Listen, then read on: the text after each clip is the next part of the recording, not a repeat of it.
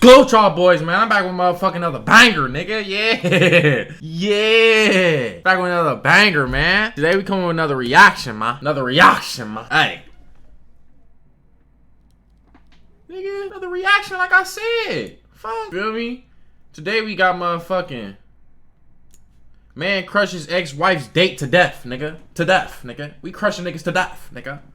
Feel me? If you got a blunt, spark that motherfucker up, man. Without further ado, man, let's watch this shit. Somebody hit him on purpose. Is he breathing? I don't know. I can't tell. Just coming here to fight him because he was mad at him. Let me ask you this. Can I get you to step with me over here for me, please? Try to call him and see if he'll respond to you. Davis, Davis, come on. Wake up, Davis, Davis. Start roping this off because this is going to be a crime scene. All right. On May 7th, 2023, a 46-year-old man's lifeless body is found at the end of a secluded road, lying in the grass 50 feet away from his wrecked vehicle. Police and first responders get to a scene that has all the markings of a terrible accident. But when investigators start putting the pieces of this tragic puzzle together, they begin to uncover a truth that is far more sinister. The following report is based on official police records, and some of the footage has never been seen before until now. At 1:34 a.m. on the morning of May 7th, 2023, a frantic 911 call comes into dispatchers in Greenwood, South Carolina. Okay, what happened? Somebody has hit the car and he's out of the car and he's been beaten and he's unconscious. Is it a car wreck? But it's a one-person car wreck. He's unconscious? Yes, it's really bad. He needs immediate assistance. Okay. Is he breathing? What I want to know is, bro, how the fuck was the nigga in his car and flew out that bitch? I mean, it's possible ways to do it, but I need to know how he did it. Okay, listen to me. Where is he bleeding from? His nose and his definitely his nose. You said his nose and what else? Definitely his nose, and I can't tell if it's his thing. Oh my gosh. Okay. Out of his ears really bad. Okay, listen to me. Is he flat on his back? Yes. Okay. Are you able to turn him onto his sides? Yes. Okay, listen. You said he's bleeding from his nose and his ears? Yes. Okay, is there anybody out there with you? Yes, I'm with two other people. He needs help right now. We've got EMS and law enforcement coming, okay? Okay, listen to me. Can you tell if he's breathing? Is his chest moving up and down? It doesn't seem like it. Can I touch his chest? Okay. Okay, listen. Do you feel any warm air coming from his nose or his mouth? No. You don't feel any warm air? Man, this bitch asking too many questions, bitch. Send the people. Okay, I understand. What is your name? I feel it. The dispatcher works to help the caller. Like, A damn, teenager named send some Megan niggas, provide bro. as much assistance as possible until first responders arrive. Okay, listen to me. Can you tell if he's still breathing? Can you try to talk to him, see if you can wake him up? I can touch him? Is that okay? Okay, yes, ma'am. Try to call him and see if he'll respond to you. Davis, come on. Wake up, Davis, come on, Davis. Wake up. Can you tell if he's breathing? I think he's breathing, yeah. You think he's breathing? Okay. Is he moving around at all when you call him? He hasn't moved once. Okay, what's his name? His name's Davis McClendon. This is only the first of many personal details that will emerge on this horrific night. But as police and Bro, EMTs send descend the on the people. scene, the first order She of asking business is to 21 save questions in Davis that bitch. McClendon's life. Fuck wrong with her? Thank you. Oh my God. Oh, they're giving him CPR. Oh, He's still on the line. He might not be breathing. Anything.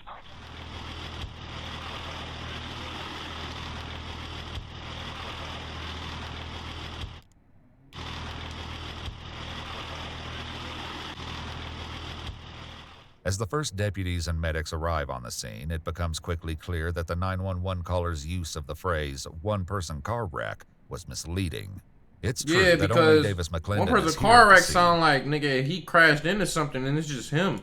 But a deputy notes that his injuries are consistent with being struck by a vehicle. His damaged BMW is sitting some distance away, and the vehicle that seemingly hit both Davis and his car spilled oil all over the road. In fact, the oil isn't just splattered here at the scene. It leaves a trail heading away from the Hunters Creek subdivision. Wow. 2 Greenwood deputies decide to follow that trail, and from what Megan and her friends have said, they have a pretty good idea where it will lead them. Myself and 316 are gonna head over there, see if the vehicle's there. Getting juicy, my nigga. They following the trail, my nigga. He's supposed to be at with the It's kids. a plot to this shit. Are you heading there now? Yes. I'm gonna head with you. No, stay here. Yates and I are gonna go over there. We're gonna see if the car is there. Know what vehicle it was in? Negative. We're gonna go see if we can find a vehicle there. Start roping this off because this is gonna be a crime scene. All right. Although the 911 caller didn't see the incident, she definitely has strong suspicions about what happened before she arrived. Who assaulted him? Everything is good after me. He's just coming here to fight him because he was mad at him. And then we came to check up on him, and then we found him like this. How does this bitch know everybody first and last name? So the person that assaulted him, you said his name, Bud Ackerman? Yes. Does he live in Hunter's Creek? Well, he lived in Hunter's Creek, and so him and his wife got separated, and he had him moving on his parents, and like right outside of Hunter's Creek, it's like 2 minutes away. So How she Old know Eagle so Highway. much? Okay, did he assault Wait. him? Did he have a weapon? Man crushes ex-wife's date to death. Oh, never mind. Man crushes ex-wife's date. Man crushes ex-wife's date. So that's probably his ex-wife she talking about, and she ended up. Yeah, she's probably in the middle of both of this. Or do you know? Did anybody see him assault him? Did anybody see it happen? No, I don't think that we got here. Nobody was here. We just thought we were going to leave until I saw his body a couple feet away on the side of the dirt. Megan, who is still back at the scene, is not alone. She's with a woman named Meredith Haney, who is Bud Ackerman's estranged wife. Megan is in fact a frequent babysitter for their children, the 3 of whom are staying with Bud for the weekend. Wait, Meredith I'm so tells confused. police. And as the deputies make contact with Bud at his parents' residence, those kids and their safety are their first priority.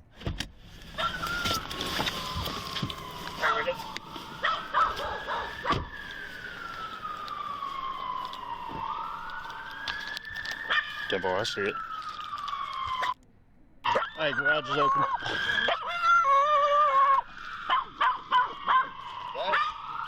Garage is open. Sheriff's office. Talk about he lived back with his parents. That big ass house, man. The fuck? Are there some kids here? Yeah. Okay, whose kids are they? Mine. Yours and who? My wife. Okay. Let me ask you this. Can I get you to step with me over here for me, please? All right. You have your ID on you? I do not. Okay, just step over here for me. Bud will do very little talking to police that night, but they've already got the beginnings of a tangled backstory, merely from what Megan told them in her initial call. Okay, so how did y'all know he was out there? Because he's dating Bud's wife. Because he's dating Bud's wife. He's dating Bud's wife. Megan said that. So how did y'all know he was out there? Because he's Megan Megan be babysitting. This nigga was dating her, and he found out. dating Bud's wife.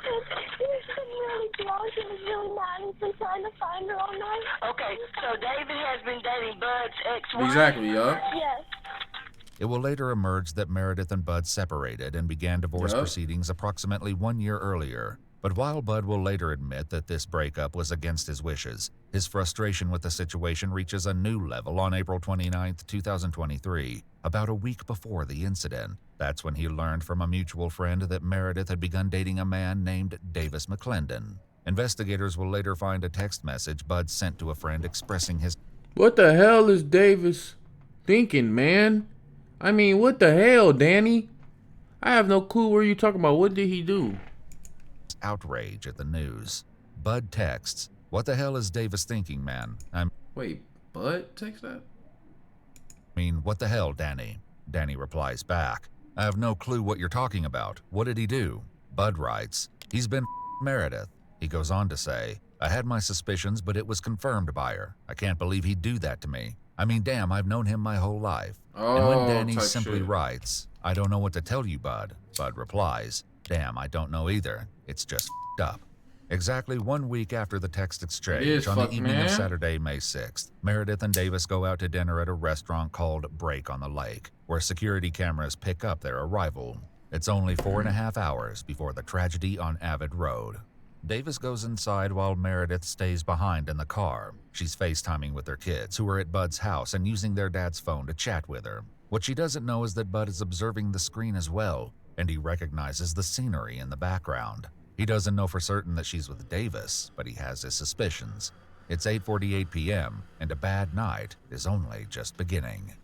Many hours later, deputies at Bud's house take careful note of the fresh, oily footprints that Nigga decorate crashed the out floor. over his wife, man.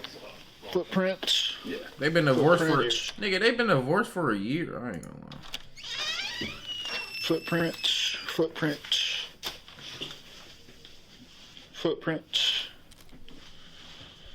That's the door I came in. Oily footprints. Oily footprints. The investigators follow the footprint trail back to a bedroom where they appear to come to an end at the foot of the bed. Is this parents' room? Yeah. Okay. Twist there, one here. This bunch, yeah, bunch right here. People just make it so easy for the cops. This nigga left the whole oil trail on some Scooby-Doo Investigators shit. will indeed find oily residue ass on the look like shoes Bud Shaggy. is wearing that night, The as well fuck? as a small amount of what appears to be blood on his hands. Both were presumably clean earlier that night when he was at a local bar called the Key West Club, where surveillance shows him ordering at least 4 beers over an hour-and-a-half time period. But Bud isn't just drinking and socializing. He's making repeated attempts to get in contact with Meredith, who has left Break on the Lake and is now with Davis at a friend's party. At one point, frustrated that Meredith won't take his calls, Bud texts her a message. Why do you hate me? I just don't understand.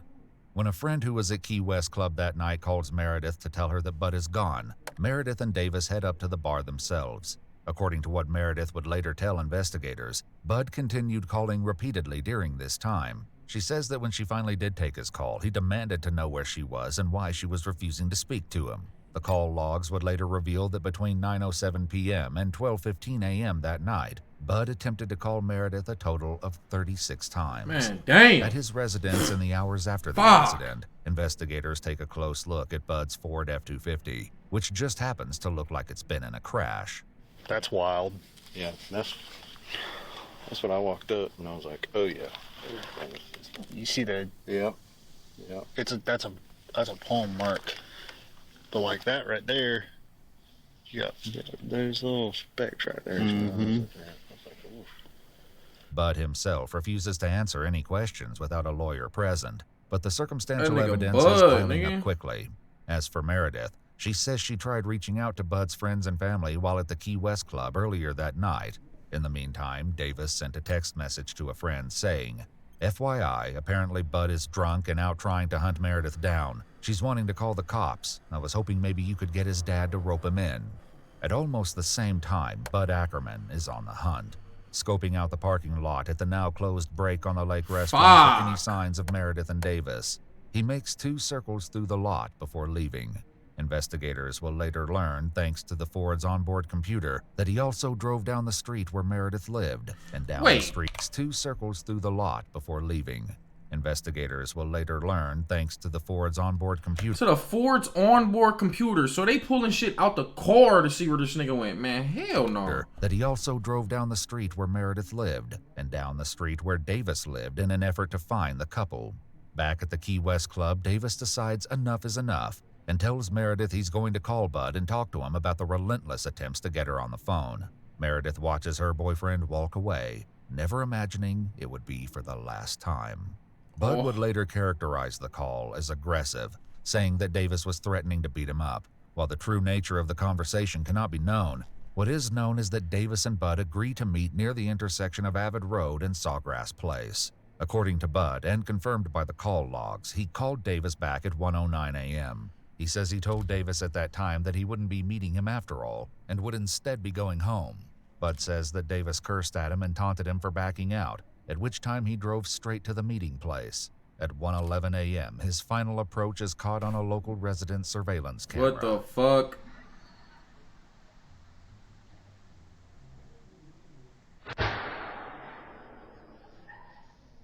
The camera only captures the sound of the impact, but another resident's camera records the moment of impact itself. The first camera not only captures the sound of the incident, but also Bud yelling something in the seconds following the impact.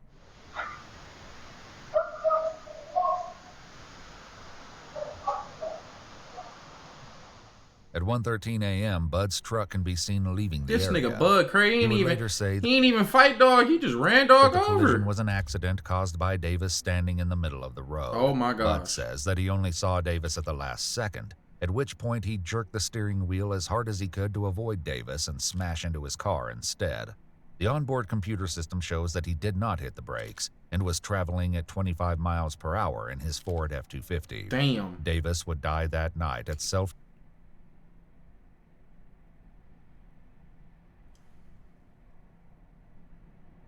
He killed the nigga? Regional Medical Center at the age of 46. At 6:30 in the morning on May 7th, roughly 5 hours after the incident, Bud Ackerman is arrested and transported to the Greenwood County Detention Center. On trial for murder the following year, he would insist that he never meant to harm Davis McClendon that night, and that it was only due to panic that he failed to call 911. The jury deliberated for less than 30 minutes before delivering a unanimous verdict of guilty. In October 2024, 42-year-old William Bud Ackerman was sentenced to 45 years in prison for murder. He's housed at the Tiger River Correctional Institution in Spartanburg County, South Carolina. Damn. Cooked the buddy. Cooked the bud. Fuck is you talking about?